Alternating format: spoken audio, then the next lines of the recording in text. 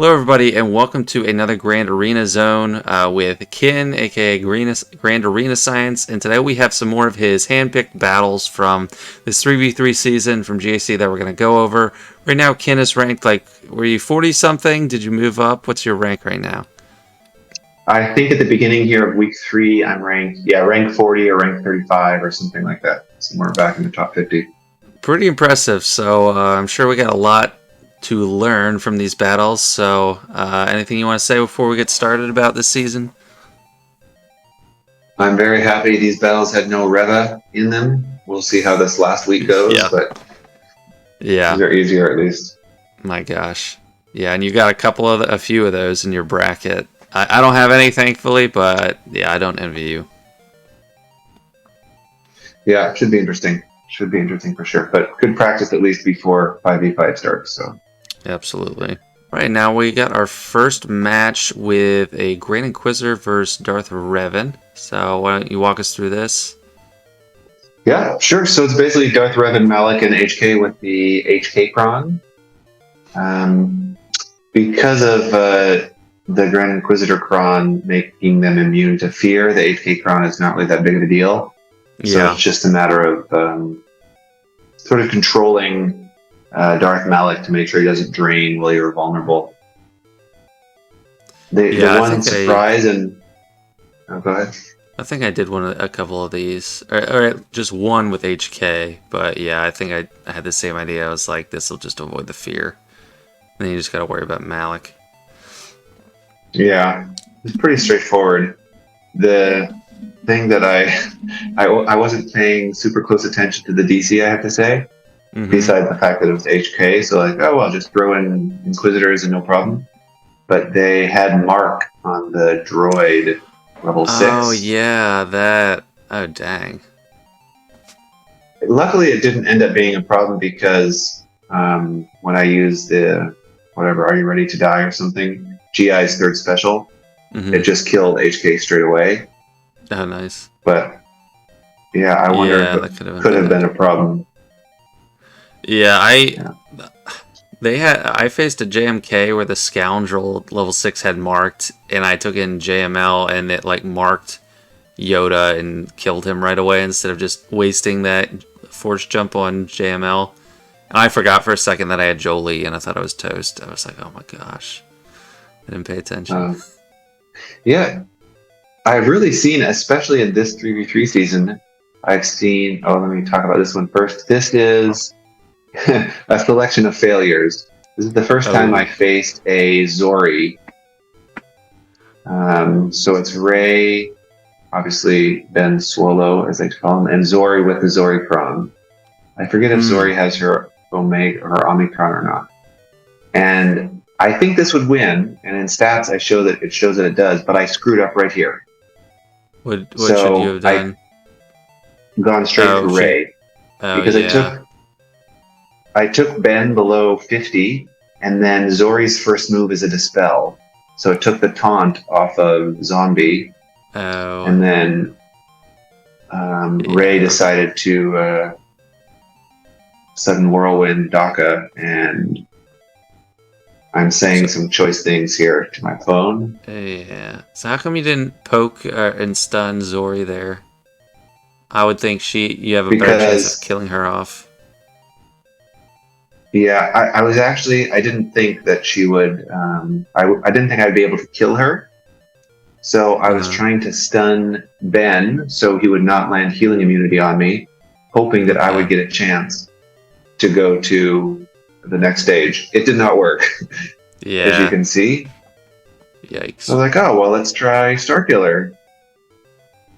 And I have a pretty good Starkiller from... Yeah. He's a little more risky against Rey, this 3v3. Yeah, I find especially with the level 7, or with the set 7 DCs. And here's something that I don't like at all. Rey goes into stealth with Zori here. Yeah. So you have no way to target her and get rid of the critical chance immunity and remove Inspired. Dang. So it's not great. So she's just stacking up her mastery like crazy. Yeah. Yeah, that's rough. In this one, I think the DC for this Zori Cron, well, I could go back and check, but I think it's the 5% stacking. Yeah, look at all the extra damage she's built already. Yeah, wow. Because you targeted probably 3 or 4 times. And interestingly enough, too, there's some targeted abilities that Zori has. Because Ben's not resistance, Zori won't target Ben. So she can only target Rey.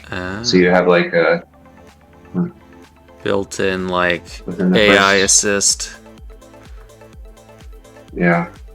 And the thing is, like, first when I saw this, I was like, well, that Zori's half of her kit doesn't even work with a GL leader. Yeah. But in the end, and you can see in the stats afterwards. Yeah, well, nonetheless, it's coming soon. Don't worry. I still had a little bit of hope here, but oh man, yeah, it was painful. The if funny you just thing had is, like too, a few more of the whatever stacks are, you could have hit 100 with a special. That's rough. Yeah, it was very close. Oh well. Yeah, it's a tough one. Okay, I'm pausing real second. Oh no, so they don't have the 5%. Yeah, stacking just this crit avoidance. Critical avoidance, yeah. Which is also so like helpful. I mean, because if you crit them once, then you can't remove their inspired. Yeah, absolutely. Basically, Zori shuts down Star Killer. Yeah. And almost any variation. So here, I think in the edit, I shortened this. Yeah, you can see it went from 4.5 to 5. Nothing really happened. It was like Lord Vader stacking. Wouldn't really matter. Even if it had been, set 5 being available where you had the dot proc thing. Really? Yeah, still wouldn't. Like, he didn't get enough damage to get Rey below 50%, really, to kill Ben. Yeah, it might have if you had that Cron and you just ran it on auto a while. Like his success rate against Rey has plummeted without that one. Yeah, I don't think it would work though because Zori has a cleanse, and his healing immunity is not unresistible. Just the ability block is. Yeah, I mean, but like eventually you stack enough damage with the ultimates. If you get like one more or a couple more, and then you start like one-shotting people. It's possible. It's definitely possible. This one is Aphra versus the same. Yeah. This is Aphra versus the same Rey team. I was like, well, there's no way I'm winning this fight. In the end, I won because the guy didn't attack, but I'm very lucky. What? Yeah. At your level? And I attacked. Yeah. I attacked first, too. Like, my failures were obvious in like the first half an hour. Yeah, wow. Very fortunate. Doesn't last very long. There we go. For some reason I got mixed up. I thought you were saying you won this battle. And I was like, oh, cool. No, that would have been nice. Yeah. No, I didn't. Dang, that's a good team. Yep. I've set it on defense on my wall ever since my front wall, and I think twice people have one-shot it, but it was easier in the second week once you could see the stats on GG. Nice. All right, now it looks like we got Wampa versus Santa. Yep. This was it again in the first week when they didn't have any stats available with Sana's DC. Mm-hmm. So I thought it'd be interesting with their retribution, and they're all pretty decently relicked. But in the end, it's a very quick Wampa battle. Sort of. Yeah. It's sort of nice actually because I was actually a bit afraid. Maybe not in 3v3, but in 5v5, where to use Wampa now that his the same Datacron that we were talking about for Lord Vader, where it could be used. Because he's always going to get tenacity down with Sana in there. Yeah. But it doesn't really matter, I guess. Yeah. Is Sana really that good? Like, she seems like there's just a few teams that just wreck her that are cheap. Yeah, I agree. I think in 5v5, if you put Hondo with her, the amount of teams that can wreck her are much, much smaller. Yeah, but I mean, like, Hondo's like the whole show there. You're not wrong. The funny thing is here, I don't recall how long this fight goes on, but given that Qi'ra is actually pretty fast, I thought it might actually result in a timeout. Because you can see she keeps getting her potency up back. Well, you basically need to lap her. Like, or, oh no, there you go. I was thinking you might need to kill her on a counterattack and then, like, kill her again before she takes a turn. Yeah, that's what I was looking for. Oh, so I'm interested to see this. I tried this once, had bad luck, and I never tried it again. I've used this counter, and I think out of the first 6 matches 5 times, and it works every single time. And this is actually a pretty good CLS to use Relic 9 with pretty decent modding. But it's pretty quick. Okay. Yeah, maybe I need to try that again then. I think it's a Relic check mostly. Like if you're going up against Relic 7 CLS with Relic 3 Sana or Relic 3 Iden. Mine are all 5. I think you should be fine. One thing that helps also is Sana, or I don't know why I keep saying Sana. Iden shouldn't have to use her cleanse until CLS is that dead. might have been my mistake. I think I used that instead of the basic, which I saw you finish off CLS there. Huh. Yeah. I guess depending on relative speeds. Or go ahead. No, go ahead. I was going to say, depending on relative speeds, like if Chepio goes and blinds the whole team before Iden takes her second turn, then yeah, obviously you got to cleanse then because you can't hit. But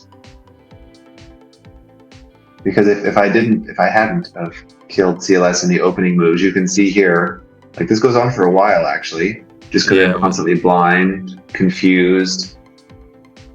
And you're getting your cooldowns increased. Yeah. From C3PO since you got all those stacks. Luckily though, there we go, death mark.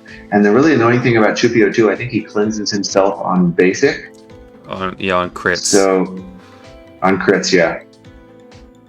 That's with R2, or that's his kit. Yeah, that's his that's like an R2 transplant. Yeah. Right. They gave him a free R2 so Zeta. Pretty crazy DC. What's the level 6 on this one? Or do they have a level 6 for the Maul team?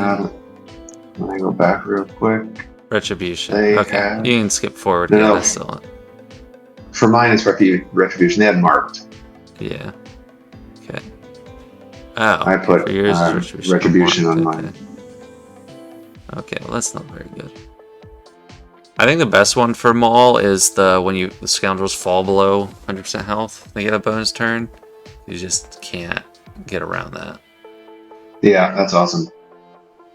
In general, I think that one and ability block, especially in this season, with the previous set gone, ability block and below 100% seem to be like winning so many fights.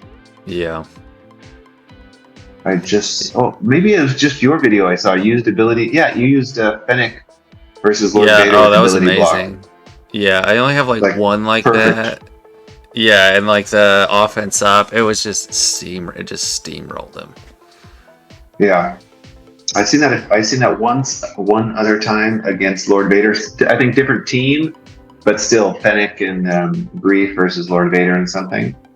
Yeah, and then I actually saw it against Aphra with Han, Chewie, and I think Qi'ra lead or something like that. Mm-hmm. And worked great. It saved them some banners at the end, and I think it stopped one of Aphra's turns to do her little drain thing. It was sort of like an undergeared versus higher relic, which was pretty cool. Nice. Yeah, those little tech choices make a difference. Yeah. Do you have a health modded nest? Yeah, actually, tenacity modded. Ooh, that's a big hit. Yeah, well, her Datacron is actually pretty good for level 9, because this is nest with the level 9. Oh, yeah. So it's almost impossible unless you face healing immunity to die. Nice. So this is an interesting one. Yeah, with Mark on it. Droideka with is that Raddus? Yeah, it's a very strange team. I've never seen it before. But sort of interesting. Yeah. Basically trying to stop Bad Batch. Which I'm not entirely sure that it'll do, but here I sort of made a mistake. I should have gone for Jin. I think at the beginning, yeah. Or try to kill Droideka right away. Yeah. Maybe Droideka earlier, but I think I almost lost there by not going for Jin. I should have just sort of accepted I would lose one, and maybe not gone all of them. Well, it might not have been that big of a mistake, because if he got damage immunity up and Chewie was dead, wouldn't you not be able to dispel it? Does Wedge have a dispel? No, he doesn't. You're right. Yeah, that's true. So I was acting professionally then, even if I didn't know it at the time. Yeah. Very nice. This is pretty normal. Okay. So good for you? Yeah, it's good now. Okay. So is this pretty easy in 3s? Yeah, I find it extremely easy in 3s. However, in the last 3v3 season, I sort of learned my lesson. It's much easier now, but in the last 3v3 season, before we had set 7, not that it really made a big difference. You have to go for Rex. Don't worry about killing 5s. Yeah. Lower defense. Yeah, exactly. And it's much easier to have Rex, and then I don't do this with tank. It's just 7 and 9. Just keep them ability blocked. Yeah. And it's pretty easy with especially with the cooldown reset. Yeah, with the 5th. Yeah. I might have to try that if I run into a gas. Yeah, and the best move on opening is the second special of GI, because it stops gases. Yeah, it stops his TM gain. So even when Rex forms up, it's not going to give him any turn meter. And you can dispel the form up with 5th's dispel thing. Gotcha. I think I might have tried the AoE. That didn't work out. Yeah, I failed like 4 or 5 times last 3v3 season. It was pain. This is a comp I've seen on people use on offense. Yeah, I've seen it as well. This is sort of interesting though. On defense, there's not a lot of comps that beat it, but this one beats it very close to 100%. I just never fought it before. And I don't know if the reason why it's close to 100%. They also have the level 6 ability block, which is a bit annoying. But I think in most of the comps, Brute will actually be the lowest health and protection. So with boss lead, it's very easy to get contract. Yeah. Which was something I wasn't expecting. Nice. And then it's just waiting until Hondo loses his outmaneuver or whatever it's called. So do you save the annihilate until he loses it, or do you annihilate someone else in the meantime? No, I just save it. The other guys really can't do anything. Yeah. That's something I'd probably be dumb and pull it early. Oh, I was very tempted, especially with 5 stacks. But yeah, here you go. He loses it, and then Nice. I fought a similar. It wasn't old Ben lead. It was, and I forgot who it was. Some maybe Savage or something like that. And they actually killed my Hondo. Well, the first time. Not my Hondo. They killed my Mando the first time. Mm-hmm. So I did have to. I had to kill Savage and then kill Mando or Hondo afterwards. Yeah. In another fight, that was a bit of a sketchy thing. Yeah. But here, there's just really no damage to. Yeah, there's no threat. Yeah. Pretty easy. I love this bounty hunter comp. It's such a staple. Such an easy go-to when you just need to annihilate someone and stay alive. Yeah. And set 7 is pretty good for it too with the retribution. It can help with contracts pretty quickly. Oh yeah, yeah. And you have some good stats there. How many of them are smugglers though? I think Bosk is, and the Mandalorian is, but I don't think Bosk definitely isn't. There's only one light side smuggler. Or one dark side smuggler. So are you sure Bosk isn't it? Yeah. Oh yeah, you're right.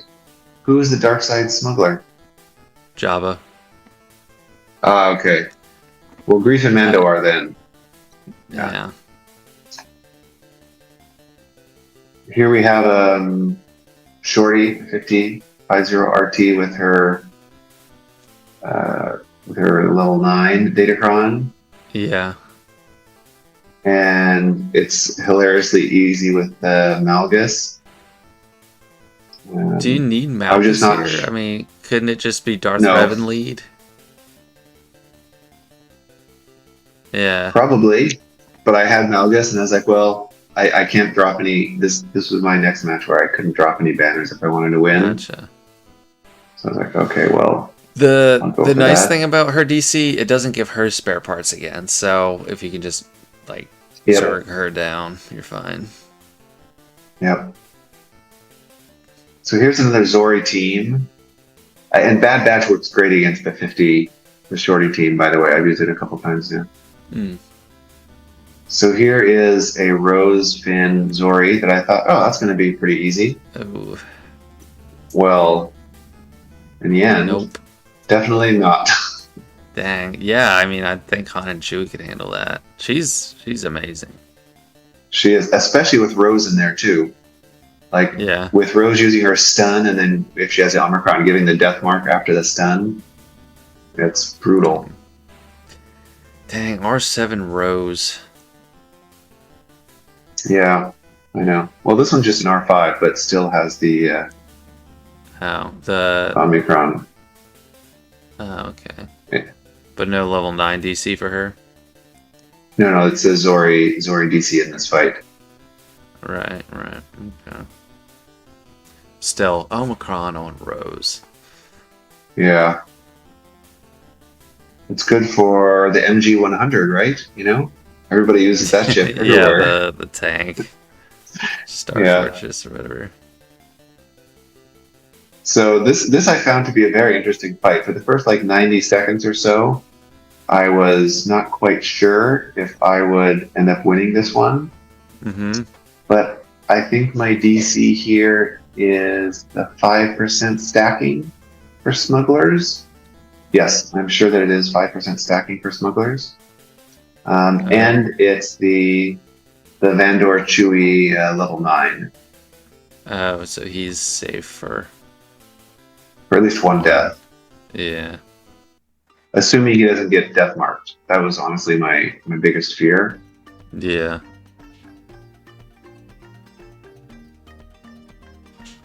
And then about this point, I was like, okay, I'm sort of stable, but I'm not doing any damage whatsoever. So how am I ever going to get through? And look, they're just demolishing those guys. It's crazy. Yeah. And And I'm lucky because they're not targeting Vandor there. Yeah, for real. Crazy. It's going to be interesting to see them on defense more in 5s now with the Zori Cron. Oh, there you go. Yeah, let me go back to that. This is one of my favorite moments. With all the 5% stacking, let's see how much he hits for. Yeah, 60,000. It's pretty good for him. Yeah. And especially because Finn gives what, like 60% defense, I think, to resistance? Yeah. It's a big chunk. But really what I think worked really well, so you can see my chat going on there about it. Yeah. It's all good. What worked really well here is having a young Lando just trade back and forth with Vandor Chewbacca. Because when I'm using my special... That AoE did like no damage. Yeah. Yeah, Finn really is quite the tanky lead. So tanky. And he's only R5 in this one too. I can't imagine it like R7, R8, something like that. Yeah, my goodness. It's pretty brutal. But you won this one? The stack... Yeah, I think it comes down to like 30 seconds maybe. But it really is just the stacking. I think it's the level 6 that won it for me. Because I keep stacking with young Lando, and then he just uses his third special, or his second special, third ability, to cleanse and stealth Vandor.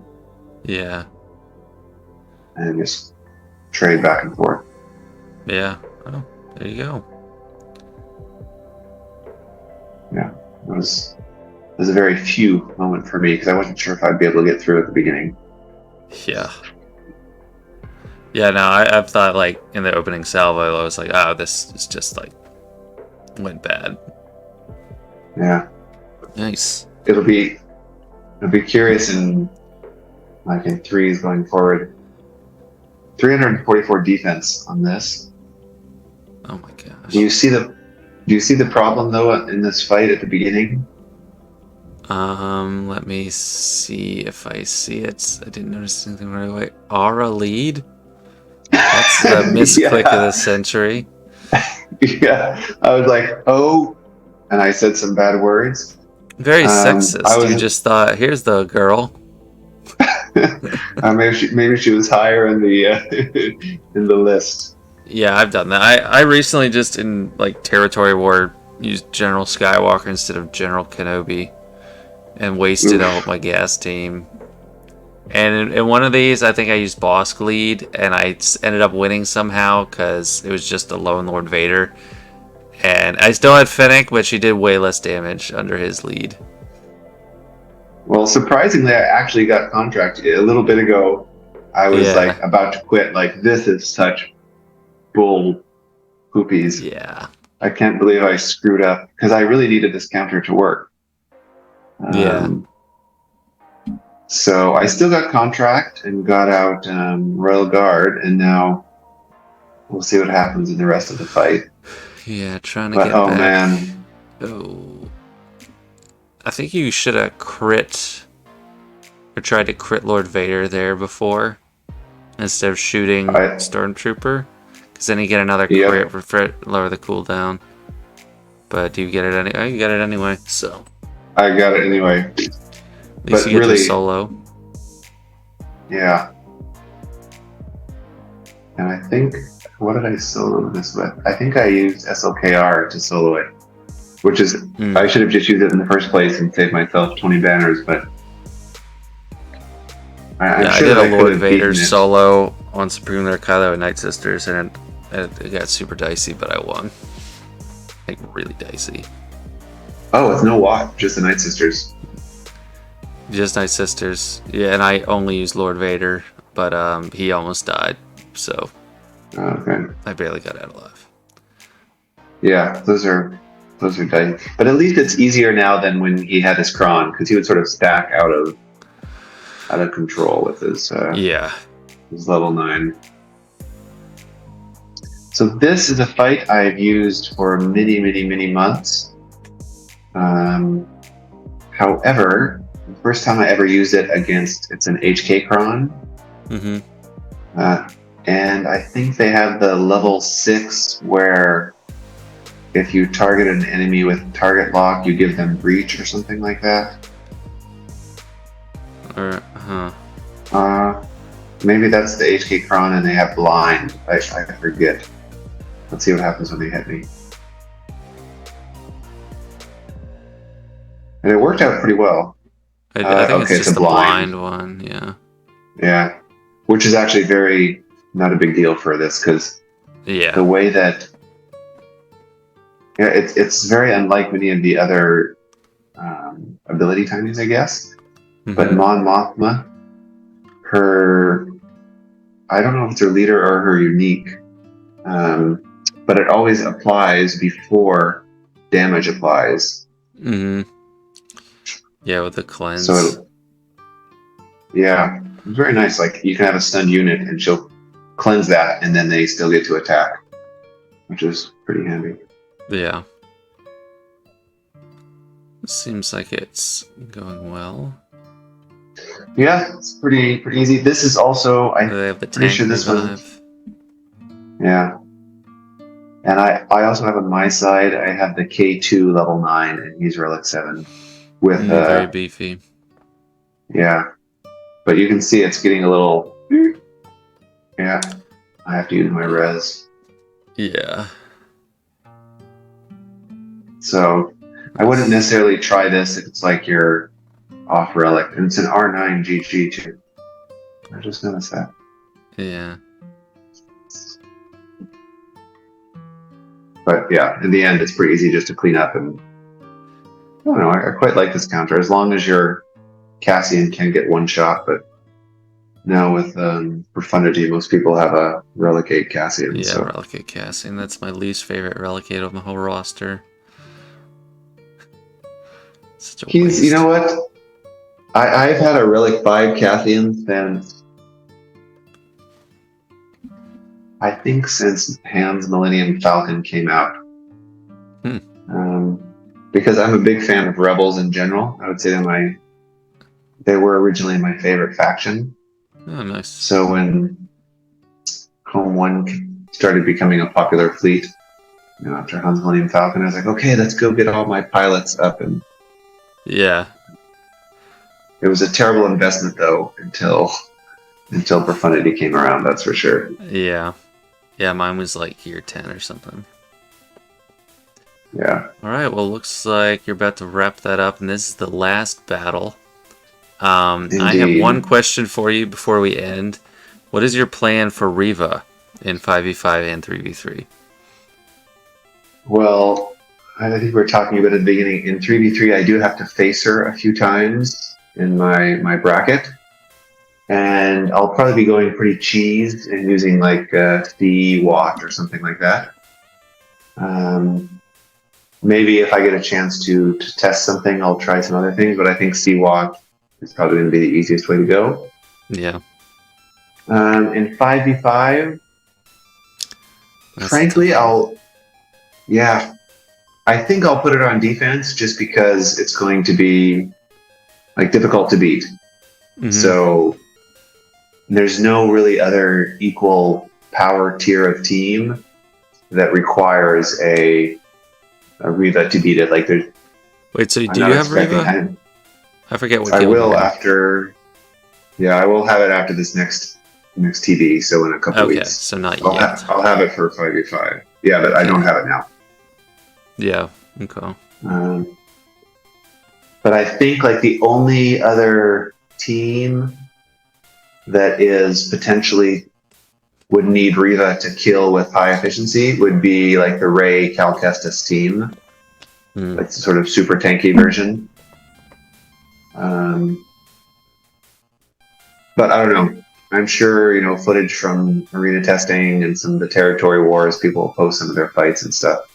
Yeah. We'll see how she does. I just hope you find something, because that's going to be a nightmare. Yeah, I really don't know what I'm going to use on offense to beat her. Yeah. It's tough. All right, well, that's all the time we have today. Ken, thanks for joining us again and sharing those fights. Those are pretty interesting for me, and I hope for everyone else too. But yeah, I'll see you later for the next time. Definitely. Good luck with your last week of 3v3s. Likewise.